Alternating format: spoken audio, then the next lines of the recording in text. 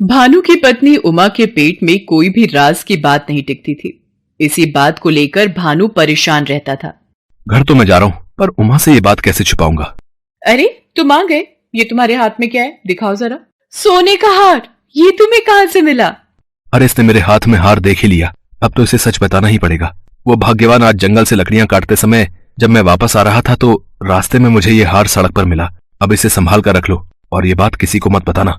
अरे तुम कैसी बातें करते हो, मैं कोई बच्ची थोड़ी हूं जो ये बात मैं किसी और को बताऊंगी। पर उमा कहाँ मानने वाली थी। उसे तो हर बात जब तक उगल न दे तब तक चैन कहाँ। उमा ये बात पड़ोस की शांता को बता देती है। क्या तुम सच कह रही हो?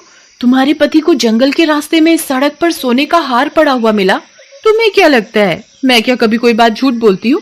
ये देखो कितना सुंदर सोने का हार है। हाँ ये हार तो बहुत ही सुंदर है। अब अच्छा मुझे ना थोड़ा काम है, मैं चलती हूँ। शांता का पति हरिया मुखिया जी का खास था। यूं कह लो गांव के हर घर की खबर हरिया मुखिया जी को बताता था और मुखिया के सामने उसने अपना रुतबा बना रखा था। शांता अपने पति हरिया को उमा की बात बताती है और हरिया सीधे मुखिया के कानों तक वो बात पहुंचा देता है। मुखिया जी, ये तो सरासर अन्याय है। भानु को सोने का हार मिला, पर वो आपको इसलिए बताने नहीं आया कि कहीं आप उस हार को उससे छीन न लें।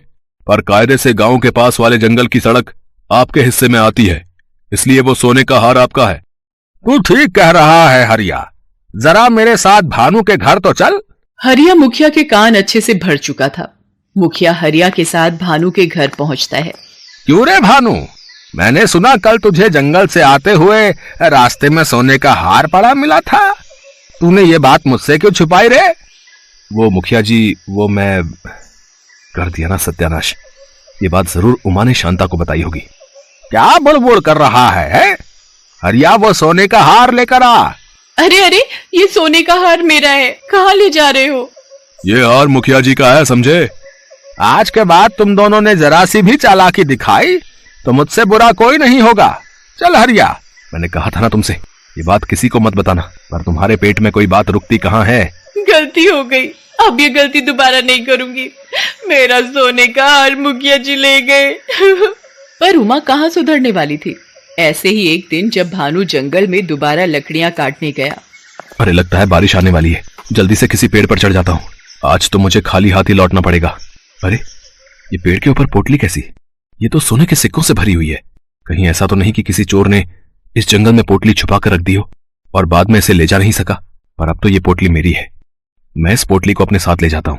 अरे नहीं नहीं, अगर इस पोटली को घर ले गया तो उमा ये खबर पूरे गांव में फैला देगी। मेरे पास एक तरकीब है। भानु घर जाता है और उमा से कहता है, उमा तुम्हें पता है, आज मैंने जंगल में एक चमत्कार देखा। एक पेड़ गोभी के पराठे उगल रहा था। अच्छा मजाक कर लेते हो तुम भी। तुम्हें यकीन नहीं तो चलो मेरे साथ, मैं तुम्हें दिखाता हूँ। पर इतनी रात को जाएंगे? तो और क्या, अभी चलते। कहीं सुबह तक पेड़ से गोभी के पराठे गायब हो गए तो? हाँ हाँ चलो। वैसे हमने सुबह ही गोभी के पराठे खाए थे, पर अब पेड़ से उगले खा लेंगे। रात की रोटी की छुट्टी। सही कहा भाग्यवान, बस वो पेड़ सामने ही है। वो देखो सामने पेड़ गोभी के पराठों से भरा हुआ है। सचमुच तुम बिल्कुल सही कह रहे थे। ये पेड़ तो गोभी के पराठे उगल रहा है। ये सचमुच जादू है। उमा ये तो कोई चमत्कारी पेड़ है। ये देखो, इस पेड़ के ऊपर सोने के सिक्कों से भरी एक पोटली भी रखी है। हाँ सच्ची, ये तो कोई जादुई पेड़ है। उमा अब हम अमीर हो गए। तुम सुंदर सुंदर गहने पहनना, अब हमारे पास भी खूब पैसा होगा। पर तुम ये बात किसी से मत कहना। लेकिन उमा तो फिर अपनी आदत से मजबूर थी। उसने फिर से ये बात शांता को बता दी। शांता ने हरिया से कहा और हरिया फिर से मुखिया के पास पहुंच गया। इस बार मैं इन दोनों को नहीं छोड़ूंगा। हरिया जाकर लकड़हारे भानु और उसकी पत्नी उमा को मेरी हवेली पर लेकर आओ। चलो, तुम दोनों को मुखिया जी ने अभी हवेली पर बुलाया है। लगता है उमा ने फिर से शांता को सारी बात बता दी है। भानु, क्या ये बात सच है कि तुझे जंगल से सोने के सिक्कों की पोटली मिली है? कैसी बातें कर रहे हैं मालिक, मुझे तो जंगल से कोई सोने के सिक्कों की पोटली नहीं मिली। आपसे किसने कहा? क्यों, तुम्हारी पत्नी ने मेरी पत्नी शांता से कहा था कि कल रात तुम्हें जंगल से एक सोने के सिक्कों की पोटली मिली है। अब बोलो क्या जवाब है तुम्हारे पास, या तुम दोनों को सूली पर चढ़वा दूं? मुखिया जी, शायद आप नहीं जानते, उमा को नींद में सपने देखने की बहुत बुरी आदत है। आप इससे खुद ही पूछ लीजिए, कल रात इसने क्या जादू देखा था। उमा बताओ, कल रात तुमने क्या देखा था? हाँ वही तो, जिस पेड़ पर गोभी के पराठे लगे थे उसी पर तो सोने के सिक्कों की पोटली थी। उमा, ये तुम क्या बकवास बातें बोल रही हो? ऐसा ऐसा भला हो सकता है? मुखिया जी अब ये कहेगी कि इसने पेड़ के ऊपर सोने के सिक्के भी देखे थे। हाँ वही तो, जिस पेड़ पर गोभी के पराठे लगे थे उसी पर तो सोने के सिक्कों की पोटली थी। भानु, उमा को इसी वक्त मेरी आंखों के सामने से ले जाओ, वरना मैं गुस्से में पागल हो जाऊंगा। मेरे हाथों से तुम दोनों को कोई नहीं बचा सकता। और हरिया, तू भी अपनी पत्नी को समझा दे, पहले बात को पूरी सुना करे, उसके बाद ही बताया करे।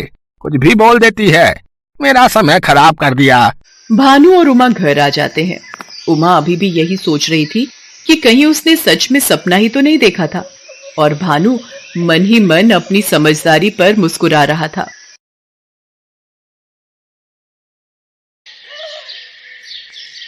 सुमन ज्यादा पढ़ी लिखी नहीं थी, पर वैसे वो बहुत होशियार थी।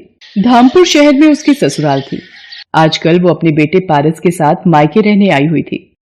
पारस, इतना दौड़ा दिया, थक गई हो बेटा, अब तंग मत करो, चलो ये एक निवाला और खाओ। सुमन बिटिया, तू जितना बोलेगी खाने के लिए ये उतना ही तुझे तंग करेगा। अपना भी तो ध्यान रखना है, 7वां महीना चल रहा है, ऐसे भागा दौड़ी ठीक नहीं। क्या करूं माँ, खाने के लिए इसके आगे पीछे ना भागूं तो ये पूरा दिन कुछ ना खाए। रुको माँ, शायद मेरा फोन बज रहा है। हेलो माँ जी, सब ठीक तो है? आप रो क्यों रही हो? क्या नितिन का एक्सीडेंट हो गया? कौन से अस्पताल में है वो? मैं पहुंच रही हूँ। सुमन के पति नितिन का रोड एक्सीडेंट हो जाता है। सुमन अस्पताल पहुंचती है। सुमन बहू, डॉक्टर ने कहा है कि नितिन के पैरों में गहरे जख्म आए हैं। डॉक्टर, कुछ तो इलाज होगा। देखिए, अभी कुछ नहीं कहा जा सकता, इनके घुटनों के हिस्से में ज्यादा दबाव पड़ा है।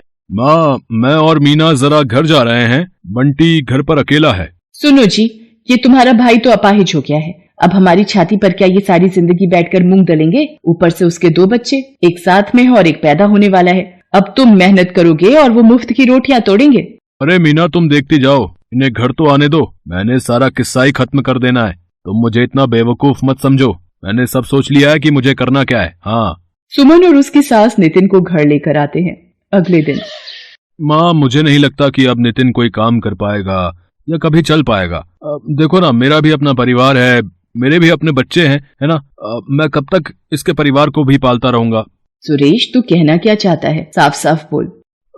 मैंने सोच लिया है, अब हम दोनों भाइयों को अलग अलग हो जाना चाहिए। हम दोनों भाइयों का कोई अपना मकान या अपनी दुकान तो है नहीं, किराए के घर में रहते हैं और किराए की ही दुकान है। मैं कब तक किराया भी भरूं और सबकी रोटी का भी इंतजाम करूं। नितिन, तू अब सुमन और अपने बच्चों के साथ दूसरे घर में रहने का इंतजाम कर ले।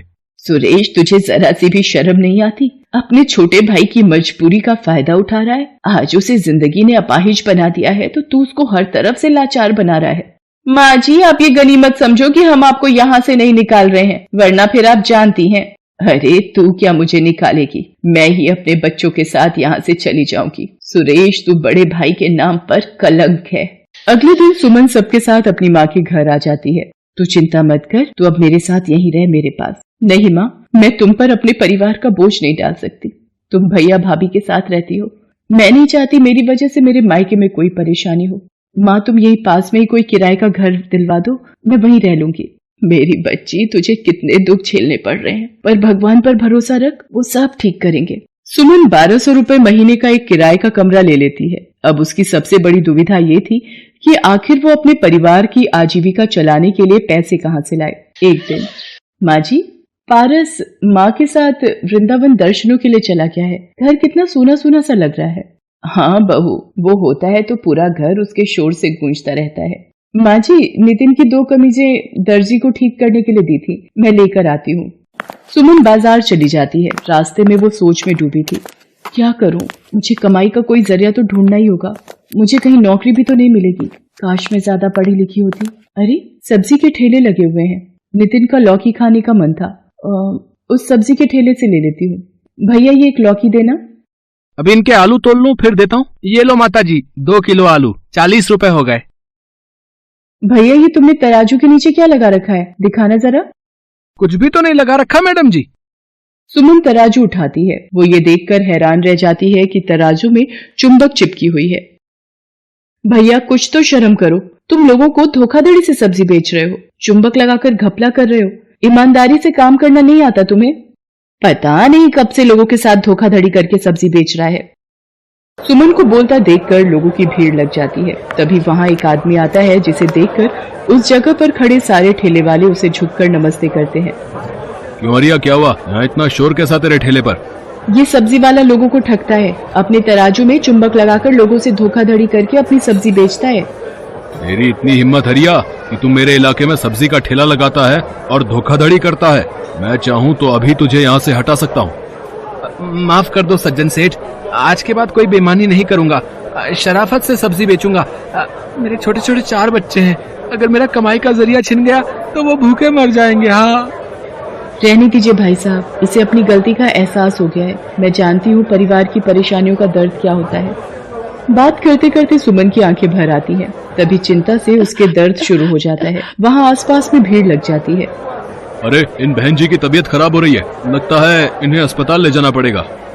सुमन की अचानक शायद चिंता और परेशानी से दर्द शुरू हो जाता है। सज्जन सेठ कुछ लोगों की मदद से सुमन को अस्पताल ले जाता है। सुमन रास्ते में ही अपने घर का पता सज्जन सेठ को बता देती है। सज्जन सेठ उसकी सास को अस्पताल बुला लेता है। सुमन को एक बेटी पैदा होती है। वहीं सज्जन सेठ को पता चलता है कि सुमन का पति नितिन अपाहिज है और वो बहुत ही दुखों से गुजर रही है। सज्जन सेठ, आज आपने बड़े भाई की तरह मेरी मदद की है, मैं आपका एहसान कभी नहीं भूलूंगी। इसमें एहसान की कोई बात नहीं है बहन, तुम मेरी अपनी बहन जैसी हो। सुमन घर आ जाती है। कुछ दिनों बाद सज्जन सेठ उसके घर आता है। सुमन बहन, तुम मुझे काम के लिए बोल रही थी? मेरे पास सब्जी की बहुत सी दुकानें हैं, पर संभालने वाला कोई नहीं।